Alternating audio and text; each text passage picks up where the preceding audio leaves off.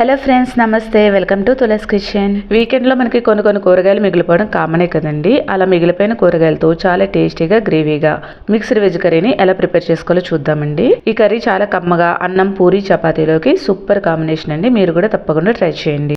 First మరుగుతున్న వాటర్లో cauliflower, బంగాళదుంప ముక్కలు, అలాగే బఠానీ, క్యారెట్ ముక్కలు వేసుకొని 30 to 40% వరకు ఉడకనివ్వండి, సరిపోతుంది. మీ దగ్గర ఏ వెజిటేబుల్స్ అవైలబుల్గా ఉంటే అవి వేసుకొని ఇలా కుక్ చేసుకోండి. ఇలా కొంచెం కుక్ అయినాక తీసుకొని పక్కన పెట్టేసుకోండి. ఇప్పుడు కర్రీ గ్రేవీగా టేస్టీగా రావడానికి ఒక మసాలాను ప్రిపేర్ చేసుకుందాం. మిక్సీ జార్లో ఒక మీడియం సైజు ఉల్లిపాయ ముక్కలుగా కట్ చేసుకుని వేసుకోండి. అలాగే మీడియం సైజు టమాటా కూడా కట్ చేసుకుని వేసుకోండి. అలాగే కొంచెం పచ్చి కొబ్బరి ముక్కలు కానీ ఎండు కొబ్బరి ముక్కలు కానీ వేసుకోండి. అలాగే వేయించిన పల్లీలు 1 టేబుల్ స్పూన్ కర్బూజా గింజలు వేసుకోండి. టేస్ట్ బాగుంటుంది. అలాగే ఒక పచ్చిమిర్చి, కొంచెం వాటర్ వేసుకొని ఇలా మెత్తని పేస్ట్లా చేసుకోండి.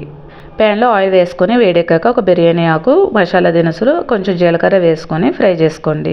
ఇప్పుడు మనం ప్రిపేర్ చేసుకున్న పేస్ట్ కూడా వేసుకొని ఆయిల్ పైకి సెపరేట్ అయ్యే వరకు గరిటెతో కలుపుకుంటూ ఫ్రై చేసుకోవాలి. ఇలా ఆయిల్ సెపరేట్ అయ్యే వరకు ఫ్రై చేసుకుంటేనే కర్రీకి టేస్ట్ వస్తుంది. ఇప్పుడు దీంట్లో 1 టీ స్పూన్ అల్లం వెల్లుల్లి పేస్ట్, 1.5 టీ స్పూన్ వరకు కారము, 1/2 టీ స్పూన్ పసుపు, టేస్ట్ తగ్గట్టు సాల్ట్ వేసుకొని ఒకసారి అన్నీ మిక్స్ చేసుకొని 1 మినిట్ పాటు ఫ్రై చేసుకోండి. ఇప్పుడు దీంట్లో ఒక మీడియం సైజు క్యాప్సికమ్ని ముక్కలుగా కట్ చేసుకొని వేసుకోండి. అలాగే 1/2 కప్ వరకు కట్ చేసుకున్న క్యాబేజ్ కూడా వేసుకోండి. అలాగే మనం ఫస్ట్ బాయిల్ చేసుకున్న వెజిటేబుల్స్ ఉన్నాయి కదండి, అవి కూడా వేసేసుకొని బాగా మిక్స్ చేసుకోండి.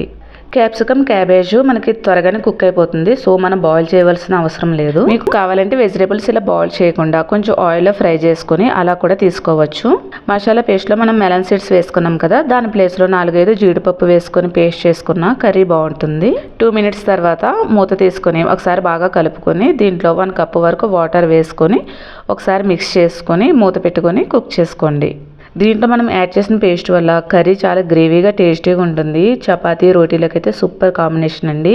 6 to 7 మినిట్స్కి మనకు కర్రీ రెడీ అయిపోతుంది. లాస్ట్లో 1 teaspoon masala powder add చేసుకొని కట్ చేసుకుని కొత్తిమీర కూడా వేసుకొని ఒకసారి బాగా మిక్స్ చేసుకొని స్టవ్ ఆఫ్ చేసేసుకోండి. లాస్ట్లో 1 teaspoon fresh cream, 1 teaspoon butter వేసుకొని స్టవ్ ఆఫ్ చేసుకోండి. కర్రీకి మంచి టేస్ట్ వస్తుంది. వీడియో నచ్చితే ప్లీజ్ ఒక లైక్ చేసి ఫ్రెండ్స్కి, రిలేటివ్స్కి షేర్ చేయండి. ఛానల్ని తప్పకుండా సబ్స్క్రైబ్ చేసుకోండి. Thank you for watching.